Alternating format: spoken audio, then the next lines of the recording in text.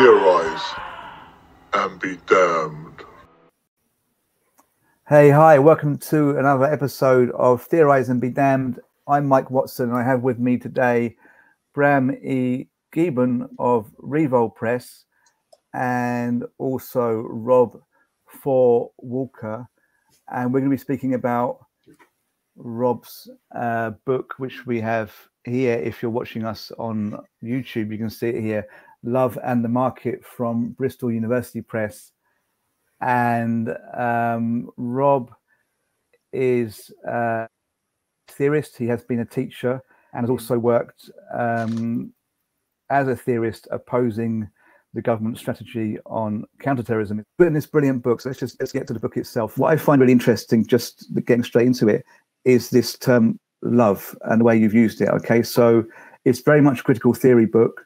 If you're into Mark Fisher, if you're into Adorno, etc., you're going to really like this book.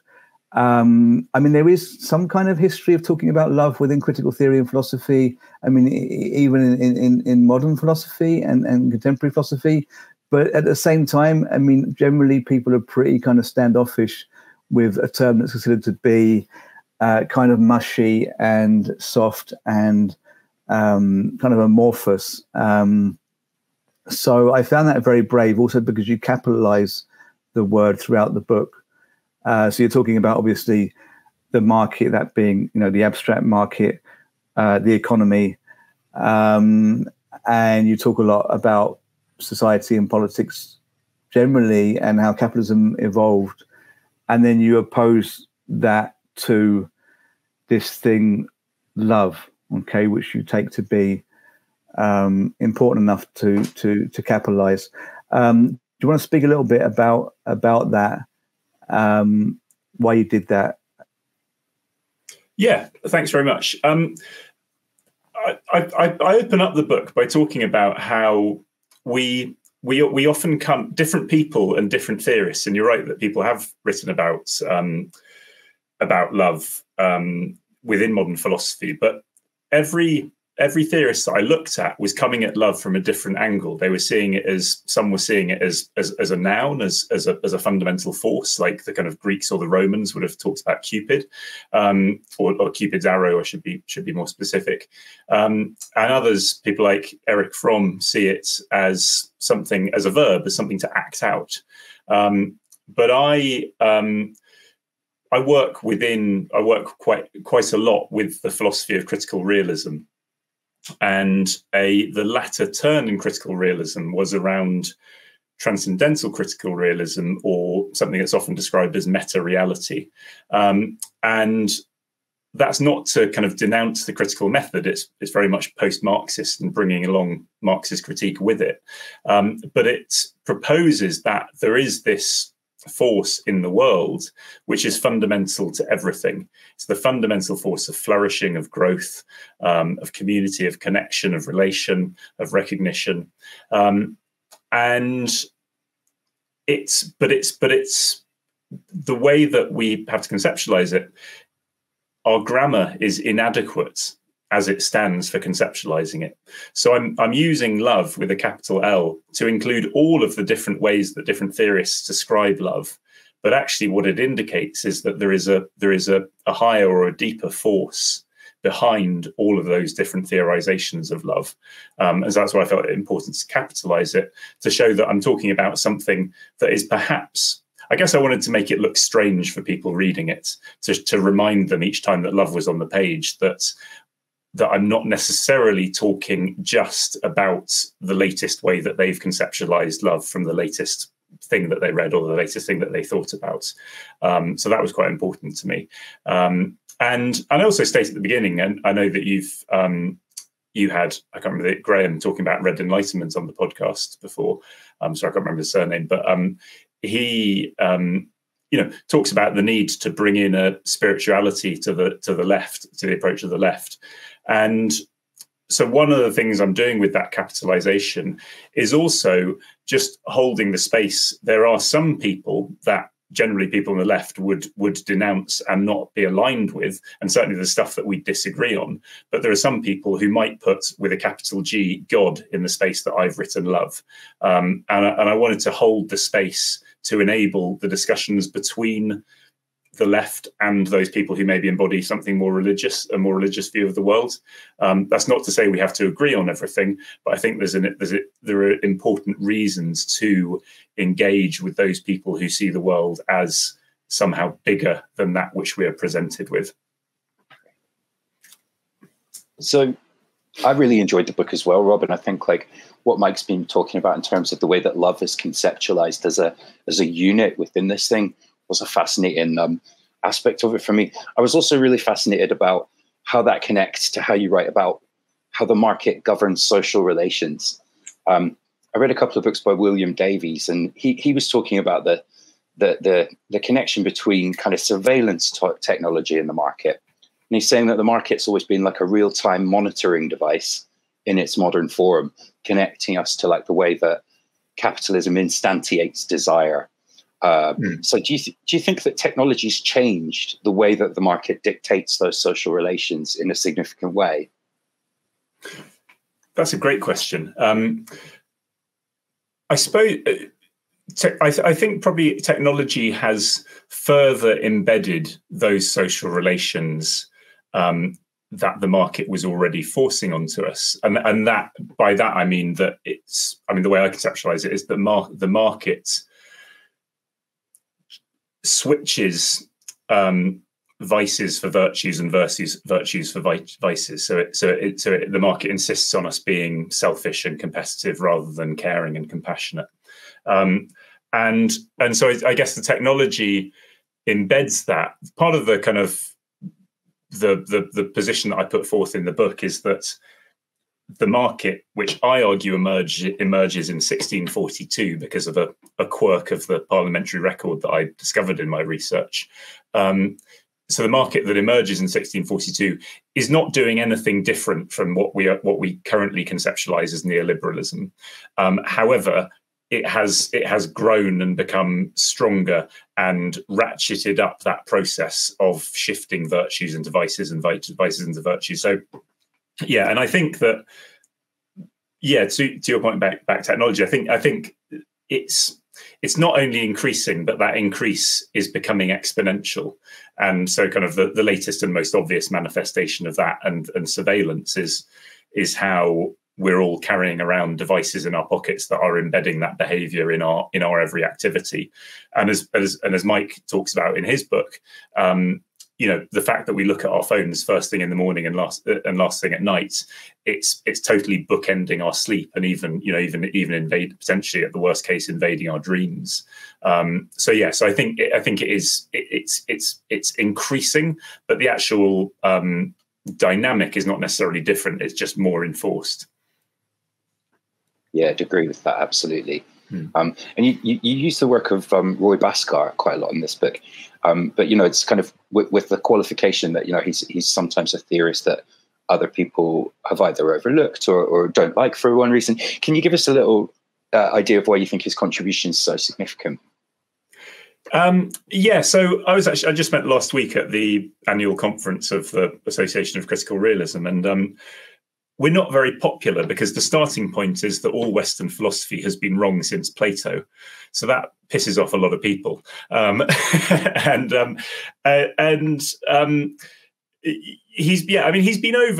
one of the reasons he's been overlooked is that Roy, who died about 10 years ago now, or exactly 10 years ago, is widely regarded. In fact, you only need to read his work as someone who does not write for his readers particularly. His work is, amongst a field of impenetrable philosophers, he's one of the most impenetrable. And so I have, in recent years, I've run his old reading group at UCL. And this is one of the demonstrations of love, is that when you start discussing his work and discussing his theory, people can get it immediately.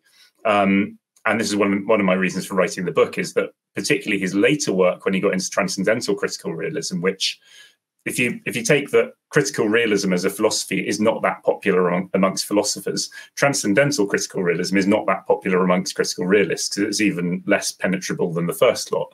But when I'm running these reading groups at UCL, even when we get into that later and more obscure subset of the philosophy of meta reality, where we're talking about love, all of the people I'm working with, PhD students and even master's students, when we get into a discussion about meta reality and love, they totally get it, and there's no problem with understanding how it relates to their work and how it relates to their lives, and so I guess, that's why the way I've written the book, I've tried to write it in kind of more of a conversational than a philosophical style.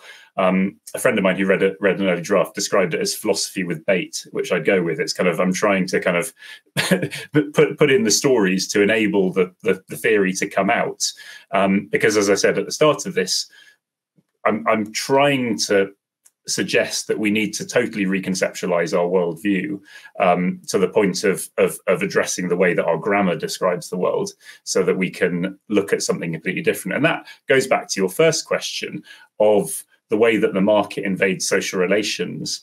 That grammatical structure, I guess, is pretty well affected by market relations. That's why we're struggling to do this. And so I said at the start, Roy Bascar is very much a post-Marxist philosopher. His earlier philosophy is very much a development of Marx, and the latter philosophy is a development of that.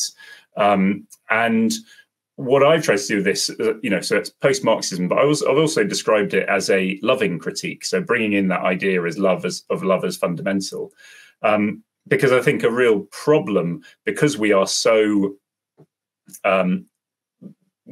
inculcated with this market ideology, when we tend to critique the market, or much critique of the market critiques it from an economic perspective, when actually I would like to find a way of stepping outside of that and offering much more fundamental critique, which doesn't embed the existence of the market in the argument itself.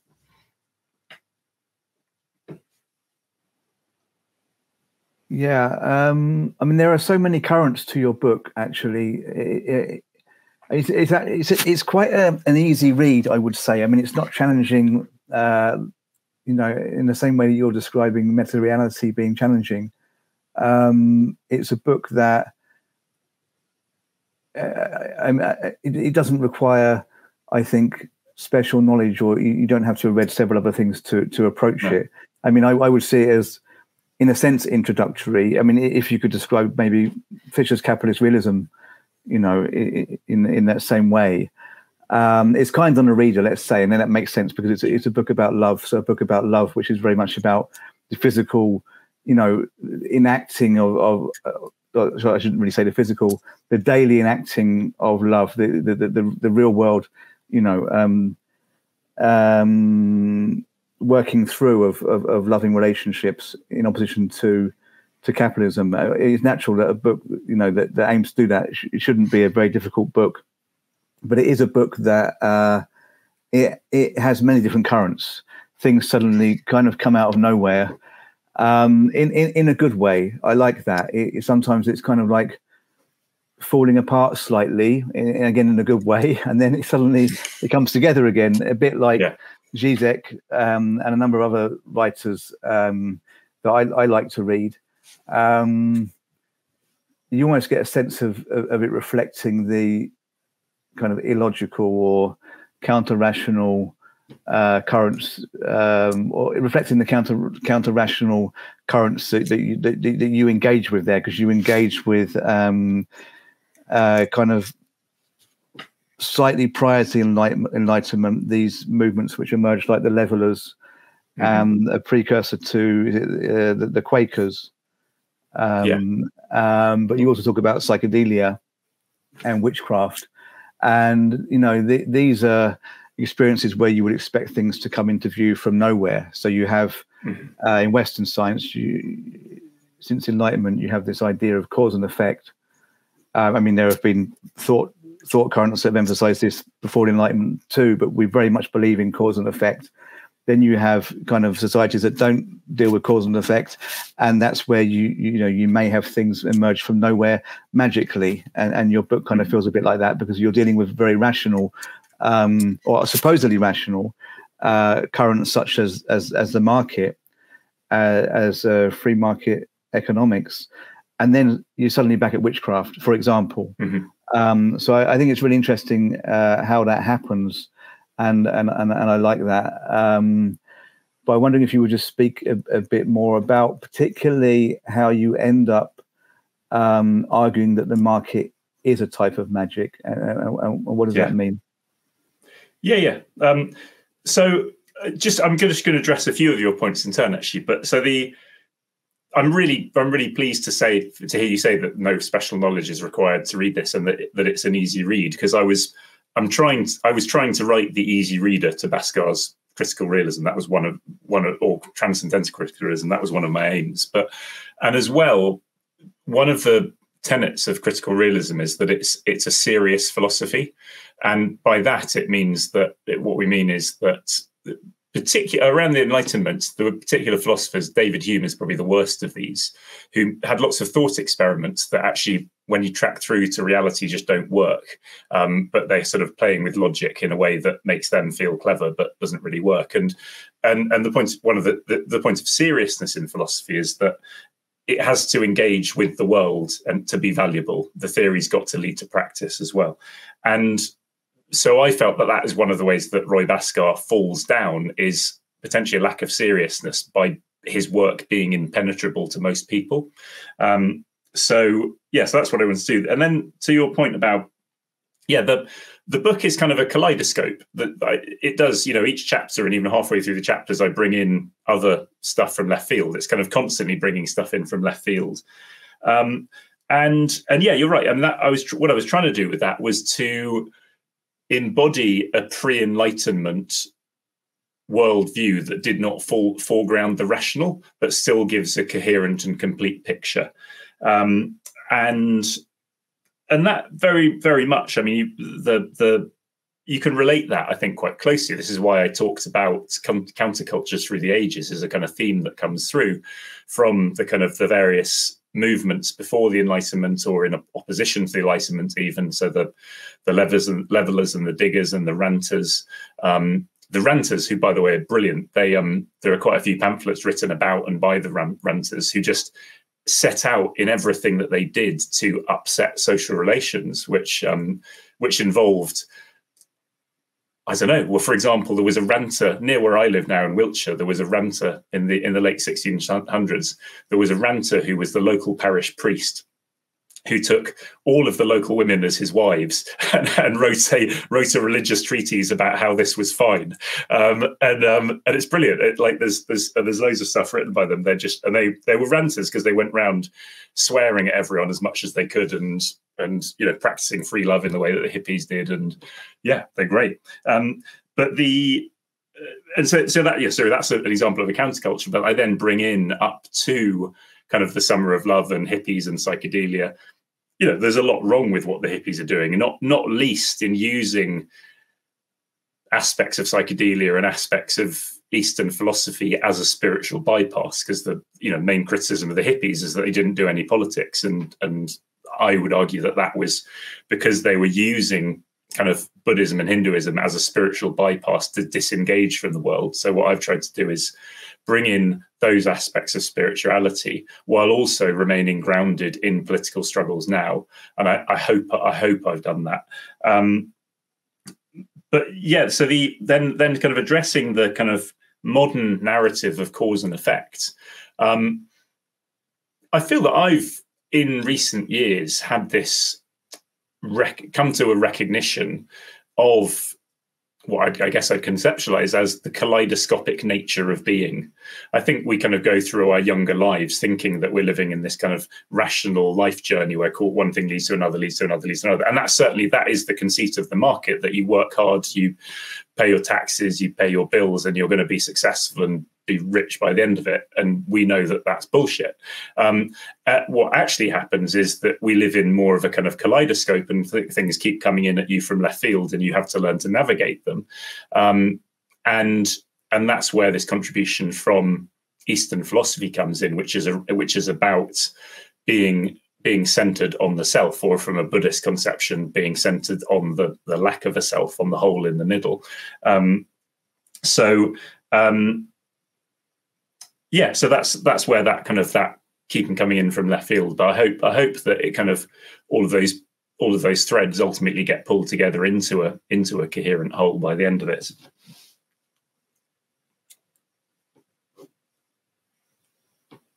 So yeah, I mean, a coherent whole. I feel yeah, certainly there's something fulfilling about the text. If a coherent whole means a solution, I don't think you aim to give a real solution. You're more pointing towards something that maybe we should be doing, and I guess it's very reflective of Fisher's work again, Mark Fisher. That's an obvious one to pick, but I think one that people can relate to. I mean, I think, if I dare say, is what I try to do in that, you know, you and Bram, actually, I think with Bram's book, because Bram with us right now, Bram Gieben has published a book, The Darkest Timeline, with Revol Press, and it's a book that it holds out for very long. It really doesn't aim to give any answers. It basically says, what if we're actually living in the darkest timeline, i.e. the worst of possible worlds, and what if we're living in the end times? How do we deal with that? And then in the very last pages, it suggests not a path out, but a way we might accept that. And I think it's quite common, you know, that a book of this nature will point to a problem and then suggest perhaps a mindset. And why do we do that? And I think your book suggests a mindset, you know, and that is one that is open to love, then that might start to explore novel, esoteric, spiritual, creative realms, things which are close to us in today's society, where you know, every administration, every government in the UK, for example, strips away you know, what they consider to be peripheral aspects of education, you know. So you end up with the only things that are obligatory being those things which are useful for the market, actually not entirely without precedent, in the sense that the education system was set up. Marx talks about this in Capital, Volume 1. It was set up to fulfill the needs of factory owners who found that their workers just couldn't do what was required of them in the factory because they didn't have necessary mental skills, necessary skills, basically. But yeah, we had this period of an emphasis on creativity in education, and then that's being stripped away at all levels.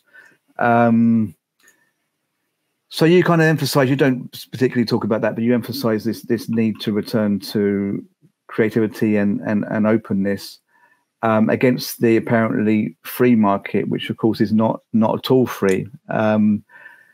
And, you know, I think we're left with pointing in those kind of directions in books because, you know, our approach underpins everything.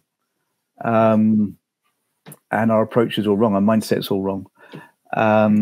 So, yeah, I mean, I go along with that. I suppose what you bring is you have this fantastic narrative weaving through the book, which relates to history, and you must have some kind of background in history, do you? Or you...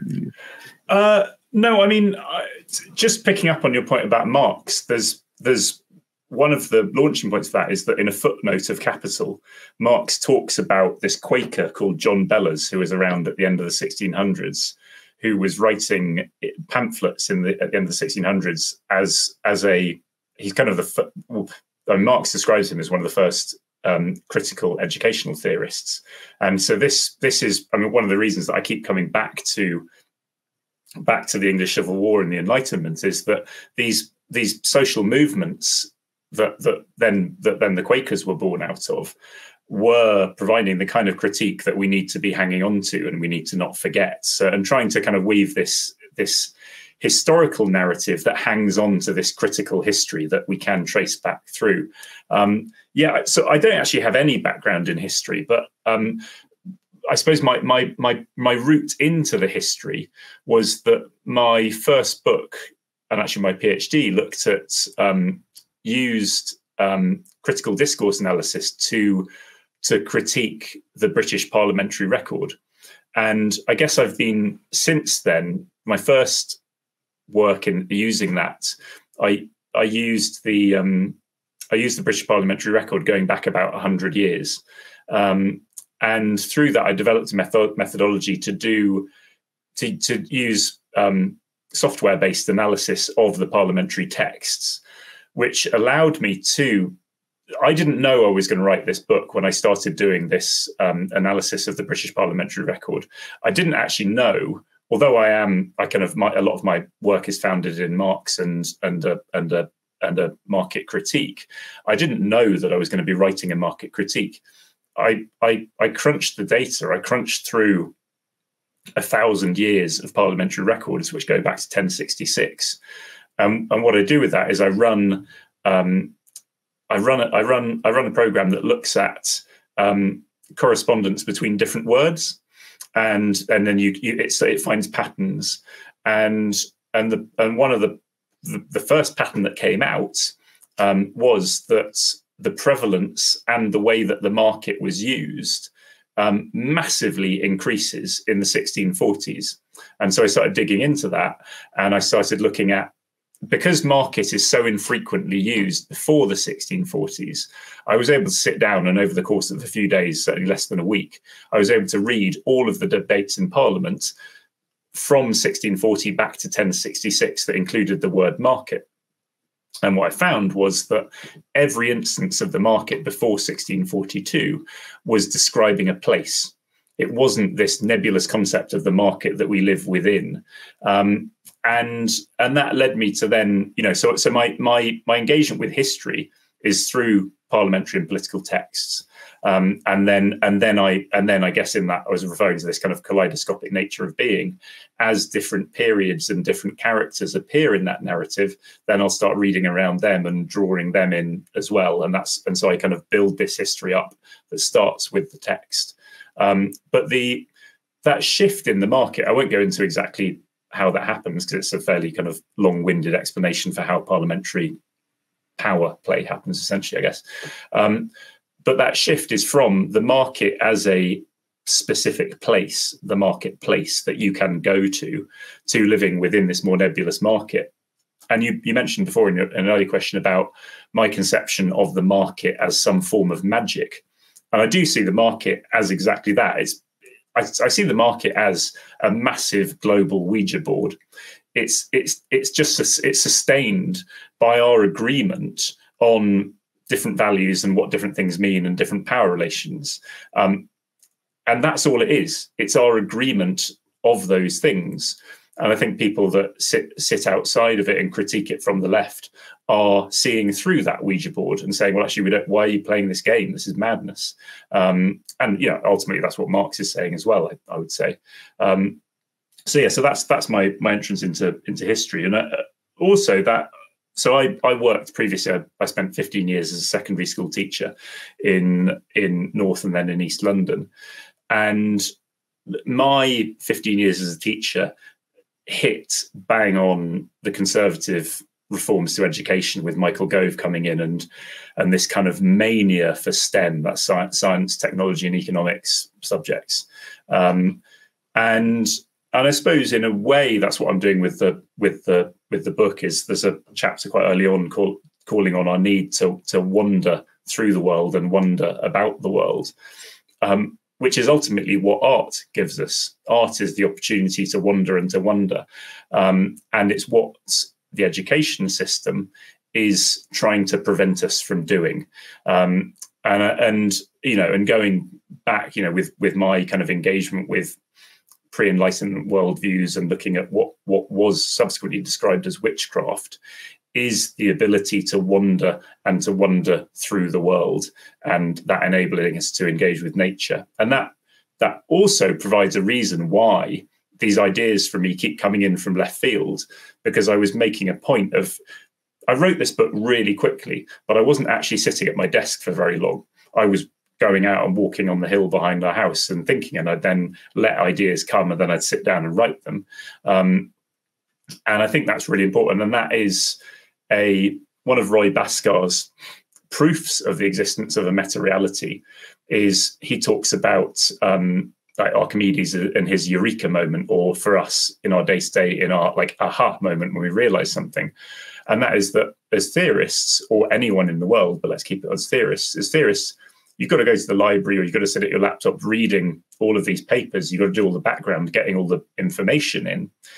But the actual idea is not going to come when you're sitting reading a book. It sometimes does, but it normally comes when you're in the shower, when you're out for a walk, specifically when you're not thinking about the thing that you're trying to work out. That's where the idea comes from. So that's a demonstration that there is something working in the background that is beyond our thinking selves. And I mean, this is probably where my next book will come in. I know, Mike, you and I have spoken about this subsequently, that I think Jung was getting at that, whether you want to understand it through his framing of archetypes and things like that. But certainly Jung went more generally when he's talking about the unconscious. That's kind of aligned with what Bascar is talking about with meta-reality, that there is something that is beyond our, it's not tangible to us, but we can see its outcome. And that's what we're doing when we allow ourselves to wander and to wonder. We're allowing that, maybe call it the collective unconscious, or call it meta-reality, to emerge in ideas that we can then write down and share with other people. It strikes me. Sorry, Mike. Go ahead. No, well, I will say that I've done quite a lot of reading around Jung and some Jungian therapy recently. And well, just Revol Press would love to have a book about Jung. I just want to throw that in there at some point. And I'll let Bram carry on now. Yeah, I was going to say, it strikes me how similar that concept is to something that Alan Moore, the comics writer, talks about, which is idea space. And he saw idea space as a little bit different from collective unconscious, maybe a little bit more like, the idea of Platonic solids. He thinks these ideas exist fully formed, and that when you're in that state, you can access them. And of course, for Moore, that's filtered through his perception of himself as being a practicing magician. And, he would say that like one of the techniques he uses is chaos magic, where you have to enter into a state called the neither, where you're simultaneously focused on something but not thinking about it. And that's when the idea strikes. But I wanted to connect this back to the chapter about witchcraft. That really struck me as like a very powerful chapter, in the way that you wove together an analysis of Ben Wheatley's A Field in England with some speculations about the witch trials. I wondered if you came to any conclusions about how much of a part what you call ergotism, the spread of ergot mold, which causes hallucinations in the crops, how much of a part that played in that epidemic of witch trials. And also, I think, and this connects back to the topic we were just discussing, how much knowledge died with those women and those people who were persecuted and executed. Yeah. Great questions. Just on the Alan Moore and the nature of knowledge, that's totally aligned with Roy Bascar, who I keep coming back to. His idea of education, which is something that informed my work as a teacher and as a teaching academic, is that all knowledge is already embedded in everyone. And your job as an educationalist is to draw it out. Whereas the modern conception of education tends to be that you're pouring stuff into people's heads, which is I see as nonsense. And I also, from my years as a teacher, I don't just think it's nonsense. I've seen that is nonsense, because when I conceived my role as a teacher to allow the space for that knowledge to emerge rather than trying to put it in, there was much more knowledge in the room than I could ever have brought in. So that does relate. I mean, it's I guess talking about that in those philosophical terms is kind of trying to demystify what you've just described as chaos magic, that it's all here already. It's all here for us to draw out. It's just a different conception of how mind and rationality works. So the question about ergot. So Urgot is it's a fungus that grows on wheat and rye grains, and actually I grew up on an arable farm. My dad was a farmer, and I can remember when we were younger, before the people who were buying the grain came to inspect the grain heaps, they'd come and like take a sample for themselves. We would, as kids, sometimes be sent to scurry around on the grain heaps and pick out these like things that look like rat droppings, which were actually ergot. And so it's still something that grows. You know, I found some in a field of wheat the other day, and you don't want the inspectors to find it, or I should say more more importantly, you don't want it to be in your grain, because it's ergot, specifically the chemical that is in it, ergometrin. It induces abortions. It can cause gangrene because it shuts off circulation in your extremities. And perhaps more importantly, ergometrin is the precursor to the molecule LSD, and it has very similar effects to LSD. So Albert Hofmann, when he synthesized LSD, in fact, when he initially synthesized psilocybin, both of those, he was using ergometrin as the precursor. And one of the reasons for not just using straight ergometrin are the negative impacts that I've just described of the gangrene and the inducement of miscarriages. So this is, as you say, this is all speculative, but ultimately that is what the practice of science and history is speculation based on the evidence that we can find. It's pretty well theorized that the witch trials in America, particularly around Salem, they ended up targeting the people. They targeted the families who were living on the fringes of the growing communities. And so those people that were living on the fringes, and you can see this on a map, they were the people who were growing their rye and their wheat in recently drained marshland. And ergot preferentially grows on the crops on the first few years of recently grown marshland. So their crops would have had more ergot in them. And the connection to the witch trials is that if people start eating your grain and it's full of ergot, you start tripping. And so if you don't have kind of a background in or experience in psychedelics, you're going to think that something really strange has happened, probably that you've been bewitched. And so that happened in America. If you look at I'd always had this kind of question when I'd looked at it. The witch trials happen mostly in England. The witch trials mostly happen around East Anglia. They don't happen. They're nowhere near the battlefields of the Civil War. So the political fault lines in England do not match to the witch trials, although we're kind of generally told in kind of lazy history books that the witch trials and the chaos of the Civil War go hand in hand.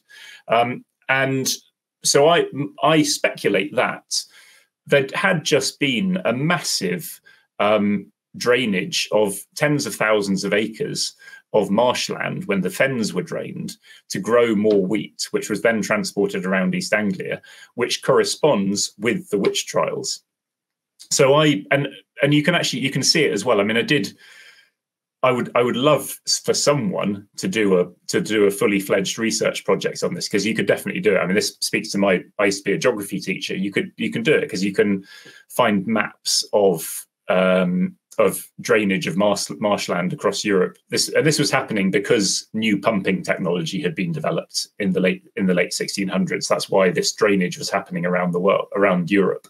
And yeah, so I do think that perhaps this prevalence of the witch trials does go hand in hand with the drainage of marshland and the prevalence of ergot, which was getting into people's bread. And yeah, that's the further connection. And I've not really quite worked this out in my head. Maybe there's not necessarily one other than it being coincidental, but the main service that women, mostly women, some men who were accused of witchcraft from the kind of 14 to 1700s, the main service that they were providing was to provide midwifery services. So they were helping women to have safe delivery, go through safe labor and safe delivery of their babies. They would have been offering abortion services. And the third aspect of freedom that they offered, which is perhaps one of the most fundamental freedoms, is that they offered the freedom to go and join them and be a herbalist living in the woods. And the main herb, although not actually a herb, but in context of herbalism, the main herb that they would have been using for midwifery services was ergot, because you could induce abortion with it, and you could also help women to have safer labour, because ergometrin is used to induce the third stage of labour, so that's ejecting the placenta. And ergometrin is still used in clinical settings to induce the third stage of labour and to induce abortion. So there is this kind of heritage in that knowledge that those mostly women in the woods had, and medical science now. So what knowledge was lost? We don't know, but I suspect that a huge amount of knowledge was lost. And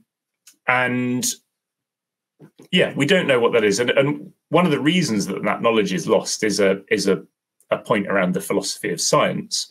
And that is that Enlightenment Scientism, which is, I would say, is the bad practice of science, presumes that what is true is limited to what has been experimentally proved or proven. Whereas actually the proper practice of science is to recognize that the world is always bigger than we or may always be bigger than we have so far experimentally derived.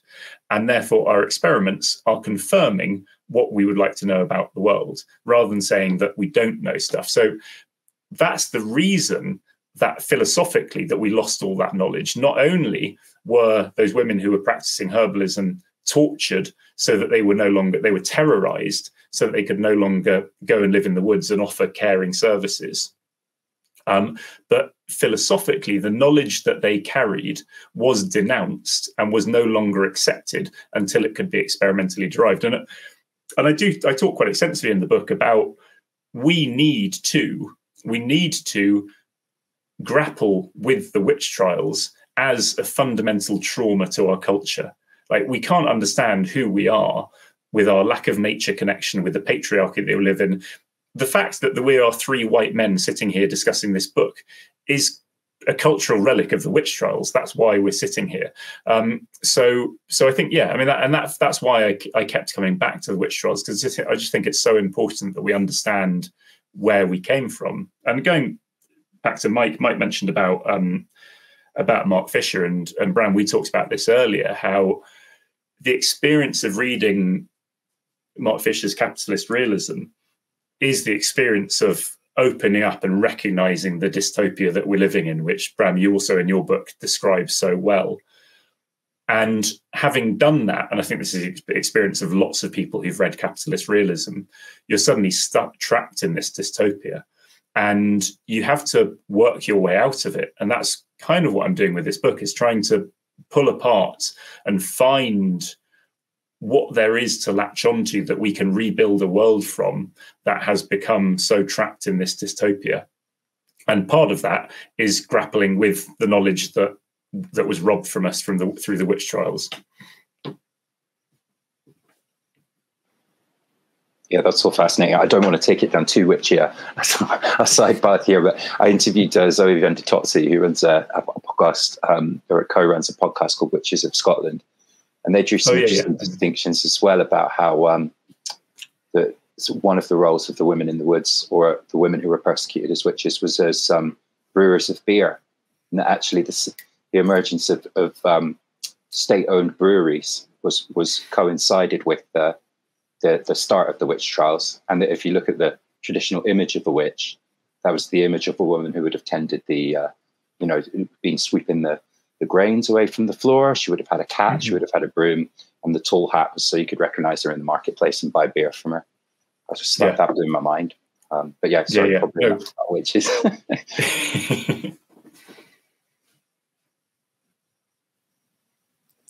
I think it's very interesting. Actually, you do talk about Adorno and Horkheimer's dialectic of enlightenment, or yeah, that's where you are drawing from when you're talking about Adorno, isn't it?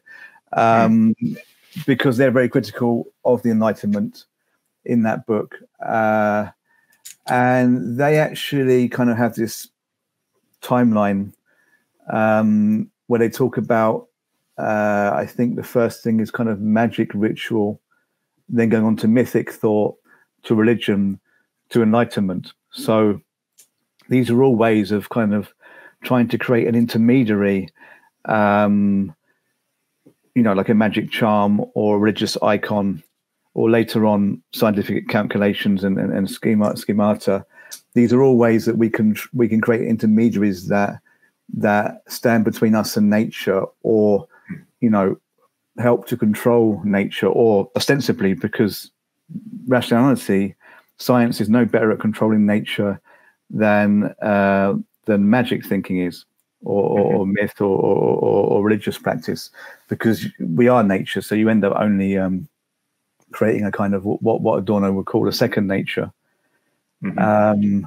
So yeah, I think it's worth looking at it like that. That any kind of schema we create is always going to be false. So therefore, what is the only, what would an accurate kind of vision of reality be?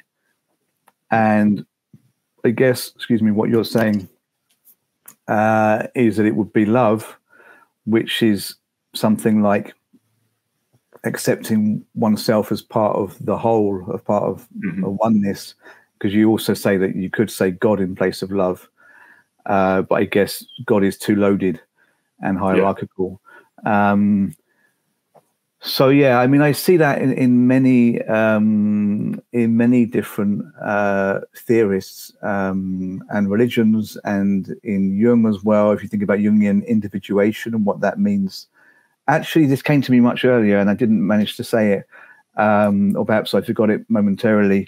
But I mean, I've been looking at this a lot as I've been in Jungian therapy. But actually, I've been looking at this a lot since I was in my teens, just thinking, what is an actual spiritual experience?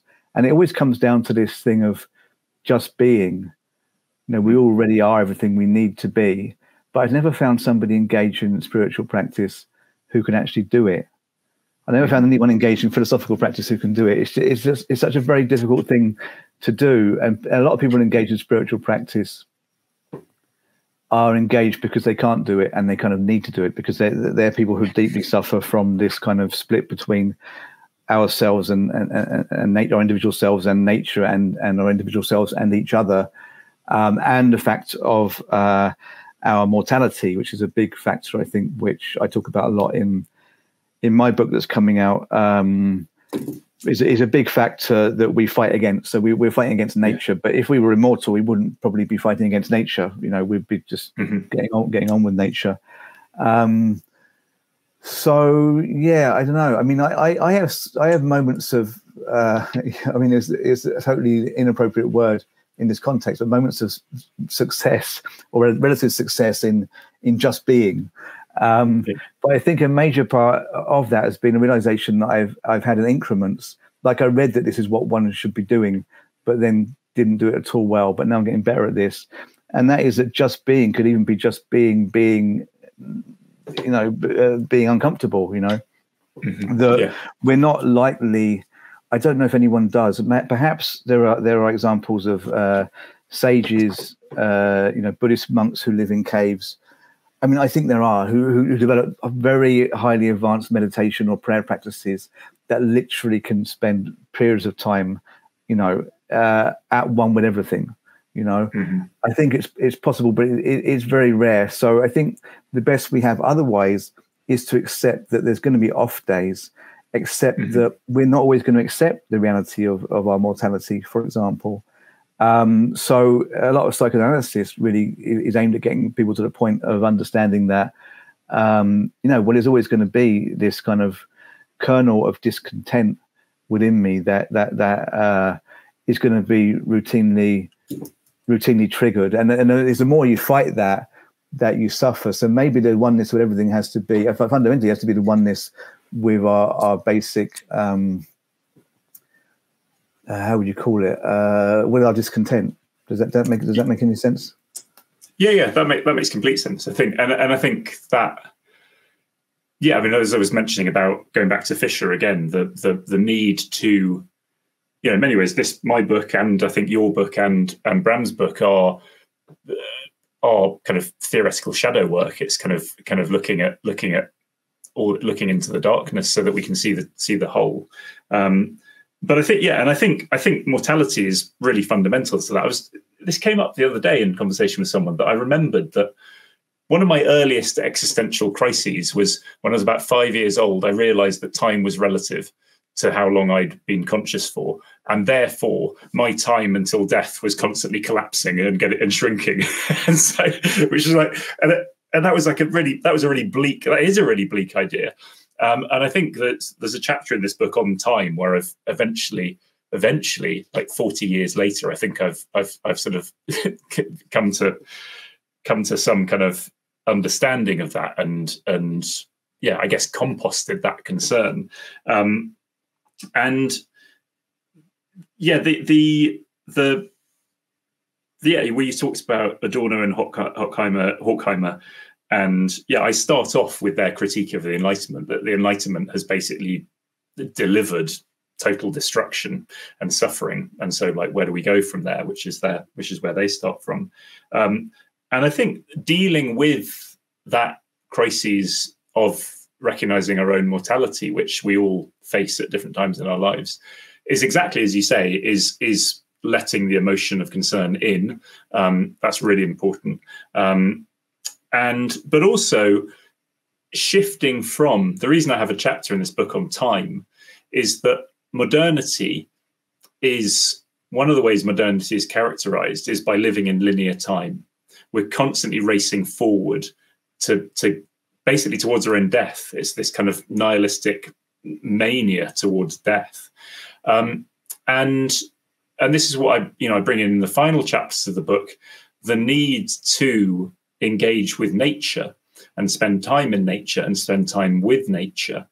And you start seeing that nature is cyclical.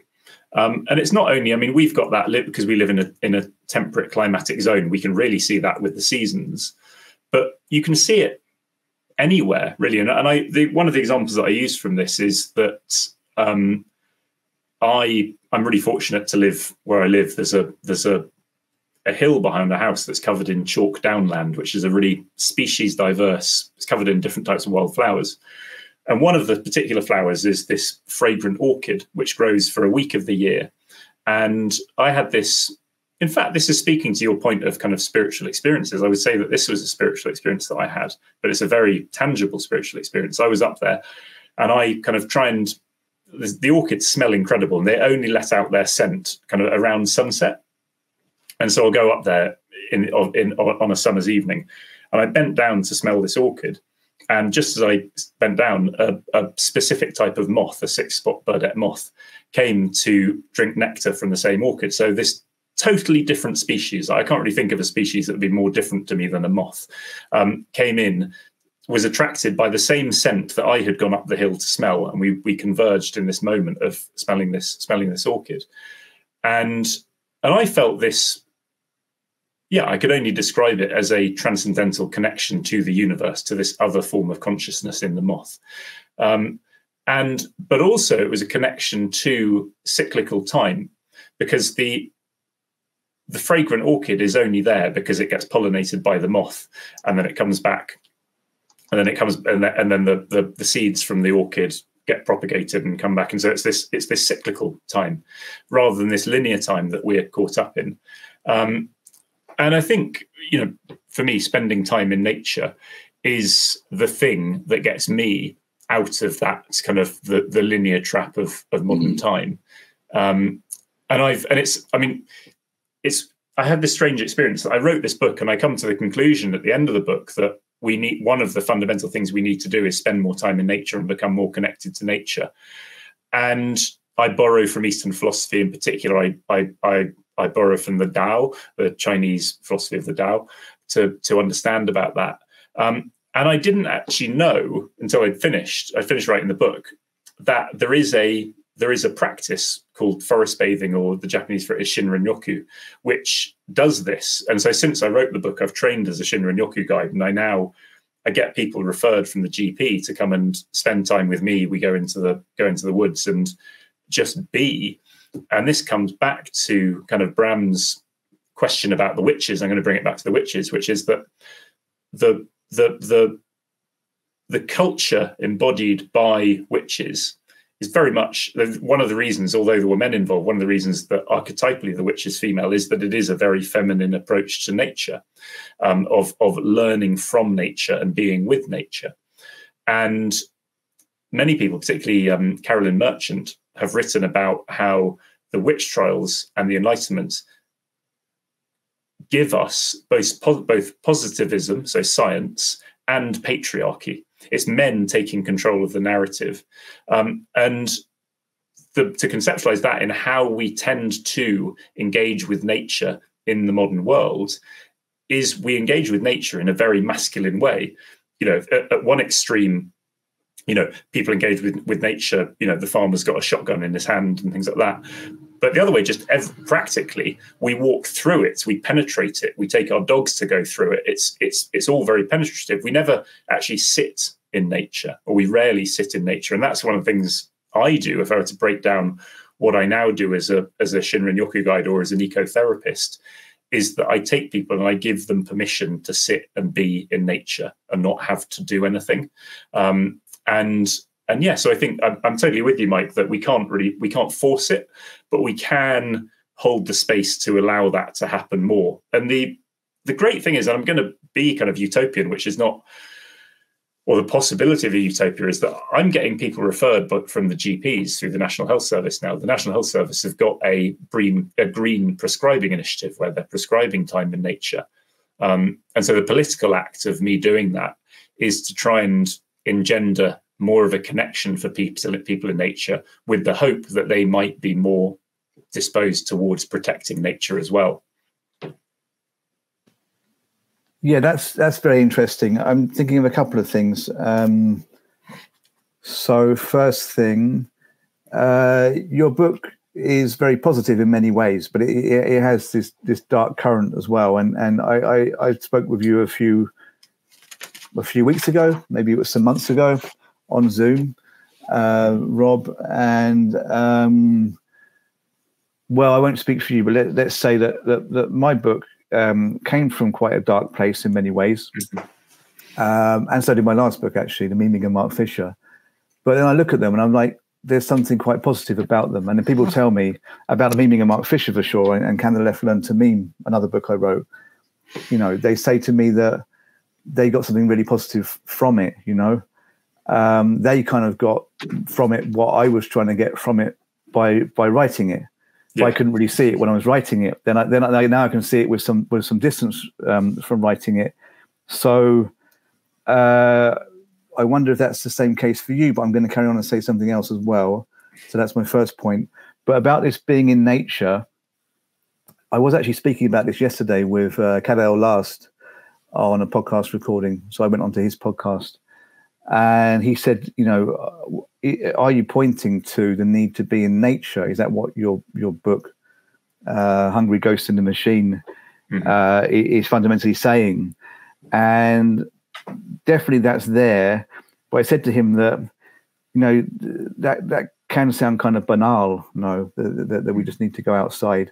I mean, it's very important, and I do it. I'm going to go for a cycle ride when we finish this podcast recording. But we have to foster the conditions such that we can go into nature more. That is partly a mindset, because we're not always inclined to go into nature because we're like, well, that's kind of a hassle, and I can just stay here at my computer instead. So what do you say to those two things? Yeah, I suppose I agree with it all. And maybe, in fact, this links back to Bram's very first question nearly an hour ago about the way that technology embeds that kind of market logic. I think that, the computer, the phone, all of those things that are emergent from modernity are working against nature at a very fundamental level in keeping us away from nature. So yeah, so I totally agree with that. I think that I think it's in the first chapter I bring in Kropotkin, the kind of early anarchist theorist, or the father of modern anarchist theory, and remind that chapter. I want to remind everyone that he was primarily a biologist. He wrote the Mutual Aid, the kind of foundational text of anarchism, is based around the way that nature cooperates, that different species cooperate with each other, and in a way that has only latterly been talked about through the modern ecological movement, recognizing the interconnectedness of nature. And we need to recognize that the reason that we're all of a certain age, that we were taught about, well, in fact, everyone was taught about Darwinian theory of the survival of the fittest at school as the monovalent, the only explanation for how evolution happens. And if you kind of tease back into the Darwin's political situation, his political ideology, if you look back at the different explanations for evolution that were emerging in the 17 and then 1800s, the reason that we're talking about evolution and the survival of the fittest is purely political. It's not based in any form of scientific understanding of the world. And I think we kind of need to recognize that that nature is cooperative. And I would go so far as to say nature is primarily cooperative rather than competitive. And so the things that I have found now, and I think I'm probably, having written the book and then having started training and then practicing and taking people out to connect with nature, I have found that I now know when I kind of find myself in those darker moments, if I go out into nature, I see positive things and I see better things. And so I think it's maybe it requires just an oversight or a meta understanding or recognition of what the technology is doing in keeping us away from nature. It is reinforcing the dystopia. And I don't want to become a complete Luddite and anti-technology, because I think communications technology and the way that we've become interconnected can potentially be utopian. But maybe to see them as utopian, we need to go and take our cue from nature and see examples of utopianism from within nature. And so, I guess to use it, I go into this quite a lot in the last couple of chapters, and particularly in the epilogue of the book. But even in, so I now, if I go and pick mushrooms, I pick mushrooms in the autumn, sometimes at other times of the year, but mostly in the autumn. And I have, through reading the books of ecologists like Susan Simard, I can now identify, if I see at a distance, a couple of 100 meters in the forest, if I see two particular types of trees living next to each other, I will know that those trees are living next to each other because they communicate through the fungal networks, the mycelium of a particular type of mushroom. So I now know when I'm walking through the forest at a really long distance, from like 200 meters away, I can identify at the right time of year where I'm going to find certain mushrooms. And those mushrooms are growing there because those two trees are sharing resources with the mushroom and between the trees underneath the ground. So that's something that before I kind of started reading up on ecology, I didn't recognize. But so it requires, and I guess this is quite a neat kind of rounding off of the two sides of the requirement for wandering, and Bram talks about kind of chaos magic and allowing knowledge to emerge, but also engaging in scientific study. So that understanding of the communication of trees through mycelial networks, that comes from hard science.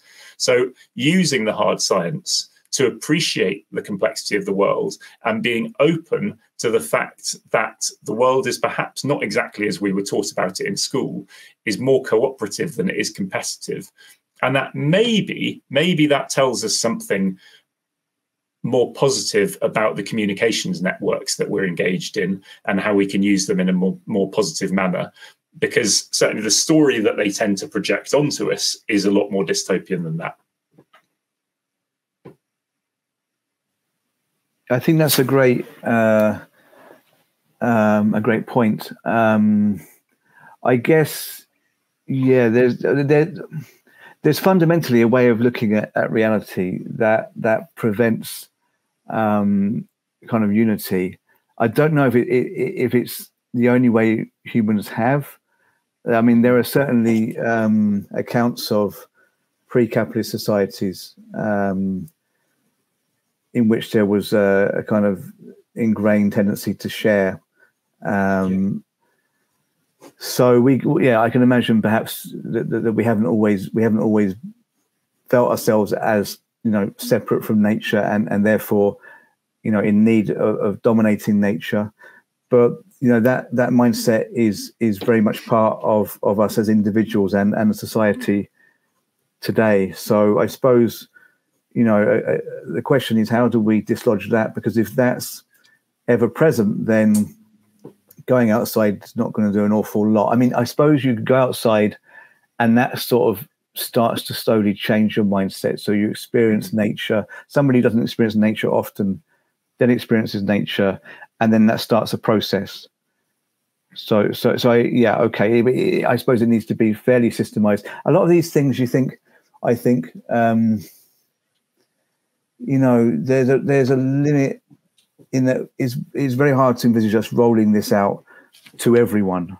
So, you know, there are people who can go to the NHS and then they get put in contact with somebody like you, and then they go out into nature. I think that's a great thing. I think psychedelic treatments also have their uses, but can they be scaled up society-wide? There aren't enough doctors. So I don't mean to be cynical. I suppose, what is the role of the kind of thing that you and I propose and Bram proposes? Because it's like, yeah, it's all good and well, but in a way, are we wrong to propose things that may change the mindset of just some individuals? Or is it the case that we need to work on the individual to have an impact on the wider community? I'd be concerned as well a little bit about how even beneficial things like, you know, forest bathing or you know, psychedelic therapy could be used as another method to kind of reintegrate people back into their day jobs. You know, like that's one of the problems with having it in a medical context, I guess. Yeah.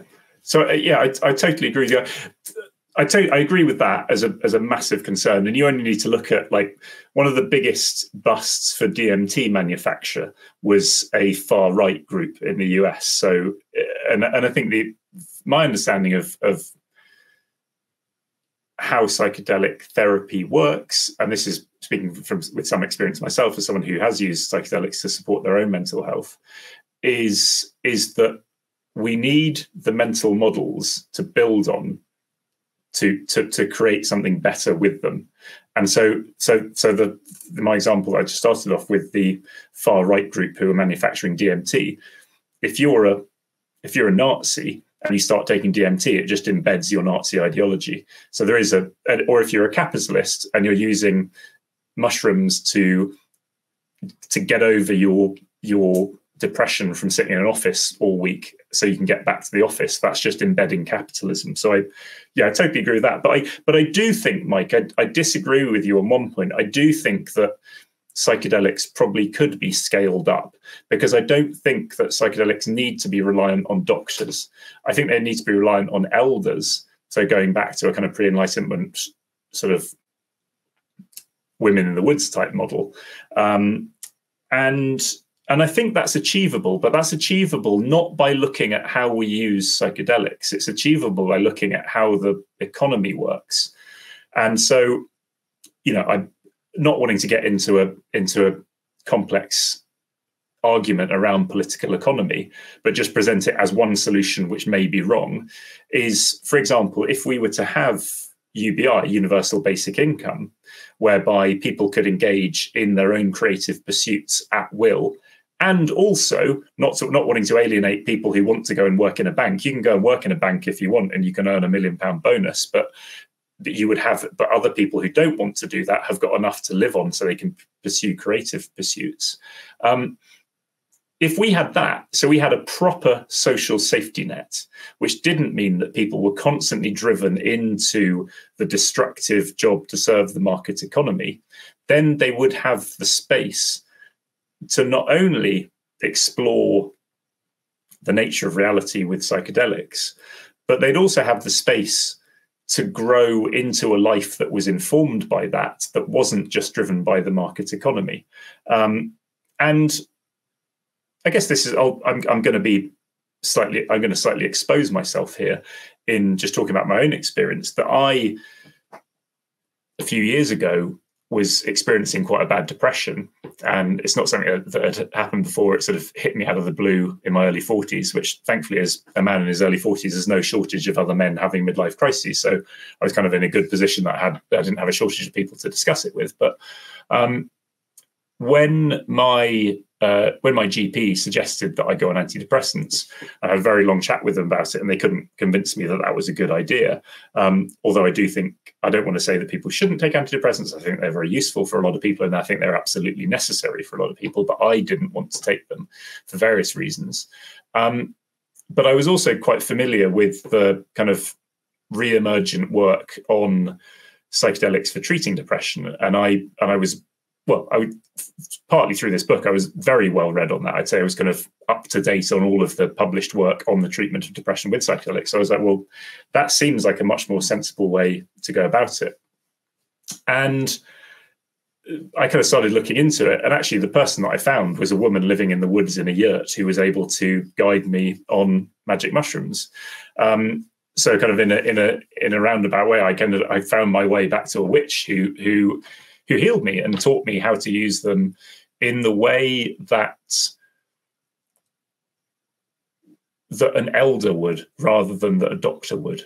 It was a non-clinical setting from someone that was immersed in nature and was able to give me all the time that was required and the space that was required for that.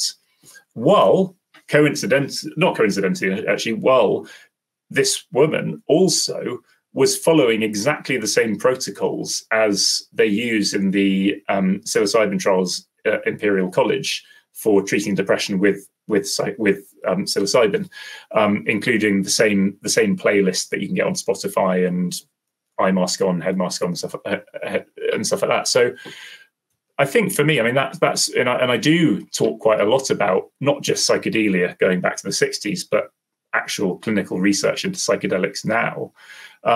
Because I think it is the psychedelic research that's going on at Imperial College in the UK and Johns Hopkins in the US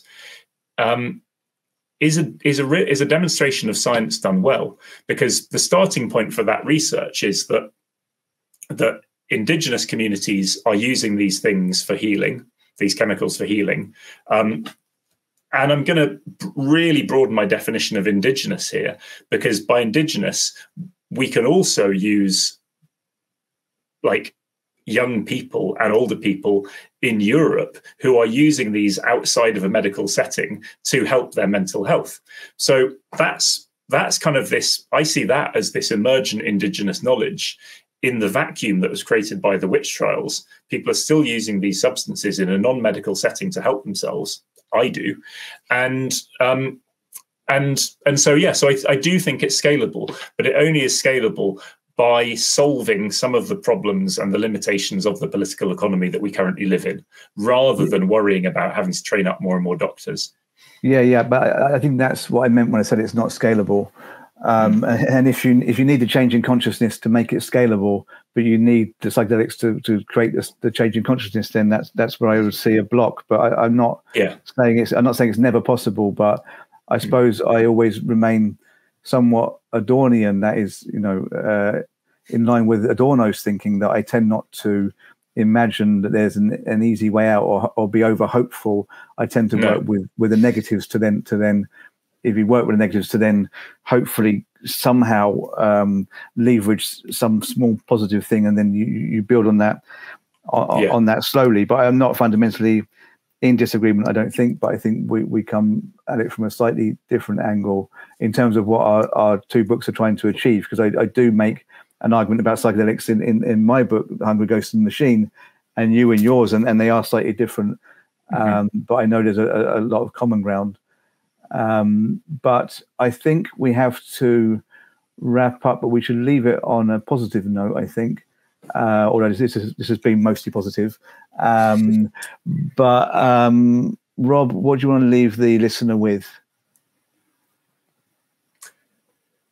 I think kind of this is going off what you were saying, Mike, just before I went off on my last ramble. Is I do think I totally agree with you that we need to understand what the problems are and we need to grapple with the problems.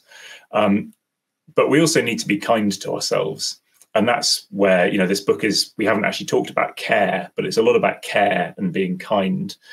And part of that being kind to ourselves is doing exactly what you've just described you're about to do. You're about to go outside and go on a bike ride and recognizing that as we sit at a computer and we can physically feel the tension rising, that we don't have to stay in the machine. We can get out and get into nature, and we can be kind to ourselves. And that's not to say we need to do that all the time, because it then becomes, as was my critique of the hippies, it becomes a spiritual bypass if we end up just spending time in nature. We still need to engage in the activist struggles that we're engaged in.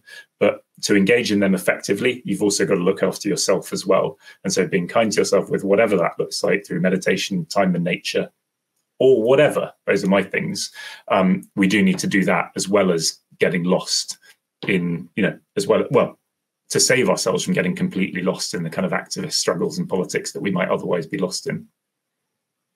I think that's a great ending point. So we've been here with Rob for Walker, and he is publishing Love on the Market. It's on September the 17th. So in a few days it comes out from Bristol University Press. Thank you for being here, Rob. Thanks again, Bram. Listeners, we will see you soon.